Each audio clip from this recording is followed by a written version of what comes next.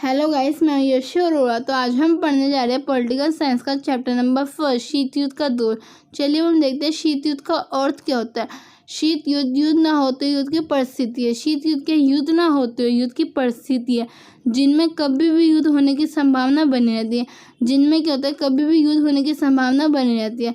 शीत युद्ध में एक दूसरे के विरुद्ध ईर्ष्या, राजनीतिक अविश्वास, सैनिक प्रतिस्पर्धा, जासूसी, शस्त्र दौड़ जैसे लक्षण देखे जा सकते हैं। शीत युद्ध में एक दूसरे की ईर्ष्या होती है, रणनीतिक अविश्वास होता है, सैनिक कंपटीशन होता है, जासूसी की जाती है, शस्त्र दौड़ यानी अपने शस्त्र बनाने की दौड़ रहती है। शीत युद्ध की शुरुआत कब हुई थी? द्वितीय विश्व युद्ध की समाप्ति के साथ ही शीत युद्ध की शुरुआत हो गई। जैसे सेकेंड वर्ल्ड वॉर खत्म हुआ था, वैसे शीत युद्ध की शुरुआत हो गई थी। प्रथम विश्व युद्ध 1914 से 1918 तक चला और द्वितीय विश्व युद्ध 1939 से 1945 तक चला। शीत युद्ध का अंत कब हुआ? सोवियत संघ के पतन के साथ ही शीत युद्ध समाप्त हो गया। जैसे सोवियत संघ का पतन हुआ, वैसे शीत युद्ध समाप्त हो गया। चलिए हम देखते हैं शीत युद्ध का कारण क्या था। पूंजीवादी राज साम्यवाद का प्रसार रोकना चाहते थे।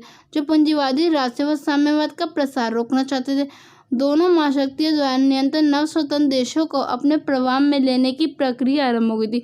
दोनों महाशक्तियों के द्वारा नव स्वतंत्र देशों को अपने गुट में शामिल करने की प्रक्रिया आरंभ हो गई थी। सोवियत संघ द्वारा संयुक्त राष्ट्र संघ की सुरक्षा परिषद में बार बार वीटो का प्रयोग करना। सोवियत संघ जो था वह बार बार वीटो का प्रयोग कर रहा था। सोवियत संघ द्वारा लंदन प्रोटोकॉल का उल्लंघन करते हुए बर्लिन की नाकेबंदी करना। सोवियत संघ ने लंदन प्रोटोकॉल का उल्लंघन किया और बर्लिन की नाकेबंदी कर दी। महाशक्तियों की विचारधारा। महाशक्तियों की क्या विचारधारा थी, यानी महाशक्तियों की क्या सोच थी, उसके बारे में हम पढ़ेंगे। अमेरिका और सोवियत संघ के बीच विचारधाराओं की लड़ाई से तात्पर्य। अमेरिका और सोवियत संघ के बीच विचारधारा की जो लड़ाई थी, उससे क्या तात्पर्य, यानी इससे क्या मतलब है। चलिए हम देखते हैं कि दुनिया में आर्थिक सामाजिक जीवन को सूत्रबद्ध करने का सबसे अच्छा सिद्धांत कौन सा है। दुनिया में आर्थिक और सामाजिक जीवन को सूत्रबद्ध करने का सबसे अच्छा सिद्धांत कौन सा है। अमेरिका कहता है कि पूंजीवादी व्यवस्था दुनिया में सबसे बेहतर है। अमेरिका का कहना है कि पूंजीवादी व्यवस्था बेस्ट है। सोवियत संघ का कहना है कि सामाजिक और साम्यवाद व्यवस्था बेहतर है। सोवियत संघ का कहना है कि सामाजिक और साम्यवादी अर्थव्यवस्था बेहतर है। सोवियत संघ का कहना है कि सामाजिक और साम्यवादी अर्थव्यवस्था बेहतर है, बेस्ट है मतलब। क्यूबा का मिसाइल संकट। क्यूबा अमेरिका के तट से लगा हुआ एक छोटा सा द्वीपीय देश है। क्यूबा क्या अमेरिका के तट से लगा हुआ एक छोटा सा द्वीपीय देश है। क्यूबा का झुकाव सोवियत संघ की ओर था। क्यूबा का जो झुकाव था ना, सोवियत संघ से था तथा सोवियत संघ कूटनीतिक तथा वित्तीय सहायता देता था। जो सोवियत संघ था ना, कूटनीतिक यानी राजनीतिक सलाह देना और वित्तीय सहायता यानी पैसों से रिलेटेड हेल्प कर देना। बल्कि क्यूबा जो है ना, अमेरिका के तट से लगा हुआ, बल्कि उसका झुकाव जो उससे बहुत दूर है, सोवियत संघ, उसकी ओर था। 1962 में सोवियत संघ के नेता निकिता खुश्चेव ने क्यूबा में परमाणु मिसाइलें तैनात कर दी। 1962 में निकिता खुश्चेव ने क्यूबा में परमाणु मिसाइलें तैनात कर दी, यानी क्यूबा को अपना परमाणु अड्डा बनाने की कोशिश की। सोवियत संघ के इस रवैये से अमेरिका क्रोधित हो गया। सोवियत संघ के इस रवैये से ना अमेरिका साहब बहुत क्रोधित हो गया। फौरन अमेरिका के राष्ट्रपति केनेडी ने आदेश दिया कि अमेरिकी जंगी बहरों को आगे करके क्यूबा की तरफ जाने वाले सोवियत जहाज़ों को रोका जाए। अमेरिका के राष्ट्रपति केनेडी ने आदेश दिया कि अमेरिकी जंगी बहरों को आगे किया जाए और क्यूबा की तरफ जाने वाले सोवियत जहाज़ों को रोक दिया जाए। ऐसा करके अमेरिका सोवियत संघ को मामले के प्रति अपनी गंभीरता की चेतावनी देना चाहता था। अमेरिका ये जताना चाहता था कि हम इस मामले को लेकर कितना गंभीर है, ये दिखाना चाहता था सोवियत संघ को। ऐसी स्थिति में ये लगा कि युद्ध होकर रहेगा। ऐसी कंडीशन में बताया क्या लगा आम जनता को कि युद्ध तो होकर रहेगा। इसी को क्यूबा मिसाइल संकट के रूप में जाना जाता है। इसी को क्यूबा मिसाइल संकट के रूप में जाना जाता है और इसे शीत युद्ध का क्लाइमेक्स सीन भी कहा जाता है। अमेरिका ने परमाणु बम गिराए। चलिए हम देखते हैं अमेरिका ने कहाँ और कब परमाणु बम गिराए थे। अमेरिका ने अगस्त 1945 में जापान के 2 शहर हिरोशिमा नागासाकी पर परमाणु बम गिराए।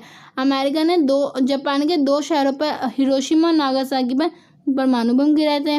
बमों के नाम भी रखे गए थे। बमों के नाम लिटिल बॉय और फैट मैन, ठीक है। एक नाम था लिटिल बॉय और दूसरा फैट मैन। बमों की क्षमता क्या थी? 15 से 21 किलोटन के बम थे वो, और इतना नुकसान पहुंचाया था उन बमों ने वहाँ। अमेरिका द्वारा जापान पर परमाणु बम गिराने के संबंध में आलोचनात्मक तर्क, यानी लोगों ने अमेरिका की आलोचना की थी कि जापान पर परमाणु बम क्यों गिरा। इस बारे में देखते हैं आलोचना करने वालों का क्या कहना है। अमेरिका इस बात को जानता था कि जापान आत्मसमर्पण करने वाला है। अमेरिका इस बात को जानता था कि जो जापान है ना आत्मसमर्पण करने वाला है, यानी हमने अपने आप को समर्पित करने वाला है। किसको? अमेरिका को। ऐसे में बम गिराना गैर जरूरी था। ऐसे में बम गिराने की कोई ज़रूरत ही नहीं थी। अमेरिका इस कार्रवाई का लक्ष्य सोवियत संघ को एशिया तथा अन्य जगहों पर सैन्य और राजनीतिक लाभ उठाने से रोकना चाहता था। अमेरिका क्या करना चाहता था? सोवियत संघ को एशिया और अन्य जगहों पर सैन्य और राजनीतिक लाभ उठाने से रोकना चाहता था, ऐसा आलोचना करने वालों का कहना है। वह सोवियत संघ के सामने यह भी जाहिर करना चाहता था कि अमेरिका ही सबसे बड़ी ताकत है। अमेरिका ही जो है ना सबसे बड़ी ताकत है। अमेरिका के समर्थक, अमेरिका के कुछ लोगों ने समर्थन भी किया। देखते हैं उन्होंने क्या कहा। अमेरिका के समर्थकों का तर्क था कि युद्ध को जल्दी से जल्दी समाप्त करना तथा अमेरिका और साथी राष्ट्रों की आगे की जनहानि को रोकने के लिए परमाणु बम गिराना जरूरी था। जो समर्थक थे ना उन्होंने कह दिया कि बम गिराना जरूरी था लड़ाई को ख़त्म करने के लिए। अब ये कोई बात हुई, अगर तुम बम गिराओगे तो लड़ाई ख़त्म थोड़ी होगी, उल्टा पड़ेगी। तो ये समर्थन करने वालों का ऐसा कहना था कि जल्दी से जल्दी युद्ध को समाप्त करने के लिए बम गिराए गए थे और ज़्यादा जनहानि को रोकने के लिए बम गिराए गए थे, यानी लोगों को ज़्यादा नुकसान ना हो इसलिए बम गिरा दिए गए थे। अमेरिका के पक्ष में मतलब अमेरिका का खुद का क्या कहना है, चलिए हम वो देखते हैं। अमेरिका ने अपने पक्ष में यह कहा कि हम यह चाहते थे कि द्वितीय विश्व युद्ध जल्दी से समाप्त हो जाए और आगे का नुकसान न हो। अमेरिका का कहना है कि द्वितीय विश्व युद्ध जो था ना उसे समाप्त करने के लिए हमने और आगे का नुकसान न हो इसलिए हमने बम गिराए। अब ये कोई वजह तो ही नहीं कि हम बम इसलिए गिरा दिए कि आगे का नुकसान न हो। अमेरिका के पक्ष में अमेरिका का खुद का क्या कहना था ये देखते हैं। अमेरिका ने अपने पक्ष में यह तर्क दिया था कि हम ये चाहते थे द्वितीय विश्व युद्ध जल्दी समाप्त हो जाए और आगे का नुकसान न हो। हम चाहते थे कि द्वितीय विश्व युद्ध जो है ना जल्दी से समाप्त हो जाए और आगे का नुकसान न हो इसलिए हमने बम गिरा दिया। अभी ये कोई वजह तो हुई नहीं कि हम बम इसलिए गिरा देंगे कि नुकसान न हो और युद्ध जल्दी समाप्त हो जाए। अब उद्देश्य है, देखते हैं अमेरिका का उद्देश्य क्या था। अमेरिका सोवियत संघ को अपनी शक्ति दिखाना चाहता था। अमेरिका जो था ना सोवियत संघ को अपनी शक्ति दिखाना चाहता था। द्वितीय विश्व युद्ध के गुट, द्वितीय विश्व युद्ध के कौन सा गुट है चलिए हम देखते हैं। मित्र राष्ट्र था और दूरी राष्ट्र था। मित्र राष्ट्र में कौन थे? सोवियत संघ, फ्रांस, ब्रिटेन, संयुक्त राज्य अमेरिका। संयुक्त राज्य अमेरिका और सोवियत संघ यहाँ पे साथ में। जैसे द्वितीय विश्व युद्ध खत्म हुआ वैसे दोनों अलग हो गए, इन्होंने अपना गुट बना लिया और शीत युद्ध आरंभ हो गया। दूरी राष्ट्र में कौन था? जर्मनी, जापान और इटली। छोटे देशों को महाशक्तियों में शामिल करना, जो महाशक्तियाँ थी ना वो छोटे देशों को अपने में शामिल करती थी। जब महाशक्तियाँ इतनी ताकत थी, संपन्न थी, तो छोटे देशों को उन्हें अपने में शामिल करने की क्या जरूरत थी चलिए हम देखते हैं। महत्वपूर्ण संसाधन मिल जाते, तेल मिल जाता था, खनिज मिल जाता था, इसलिए अपने में शामिल किया जाता था। भूक्षेत्र यानी उनकी जमीन मिल जाती थी, जिससे कि यहाँ से महाशक्तियों को अपने हथियार और सेना का संचालन करने में आसानी होती थी। हथियार और सेना का संचालन करने में आसानी होती थी। सैनिक ठिकाने जहाँ से महाशक्तियाँ एक दूसरे की जासूसी कर सके। सैनिक ठिकाने मिल जाते थे जहाँ से क्या करती थी महाशक्तियाँ एक दूसरे पे निगरानी रखती थी, एक दूसरे की जासूसी करती थी। आर्थिक सहायता, जो छोटे छोटे देश थे वो महाशक्तियों की आर्थिक सहायता कर देते थे, जिससे महाशक्तियों में सम्मिलित बहुत नव छोटे छोटे देश सैन्य खर्च वहन करने में सहायक होते थे। ठीक है, पैसे हेल्प कर देते थे। छोटे देशों को महाशक्तियों में शामिल करना होना।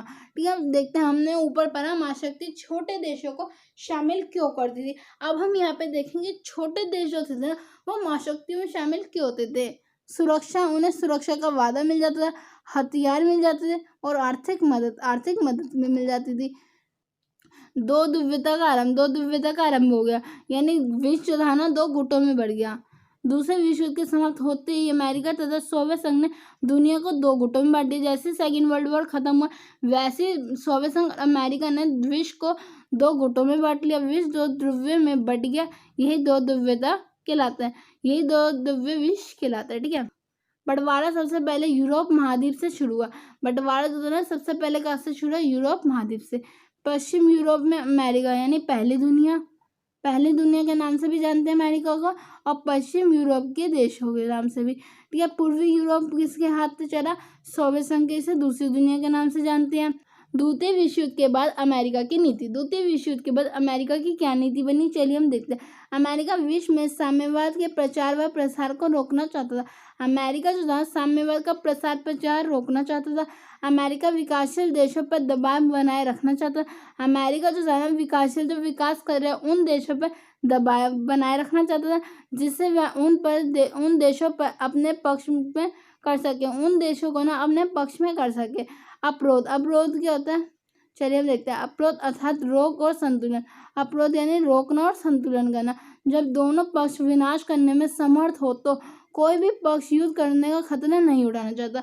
जब दोनों पक्ष जो थे वो विनाश करने के में समर्थ हो तो कोई भी पक्ष युद्ध का खतरा नहीं उठाना चाहेगा। बाकी का नेक्स्ट पार्ट में। बाय।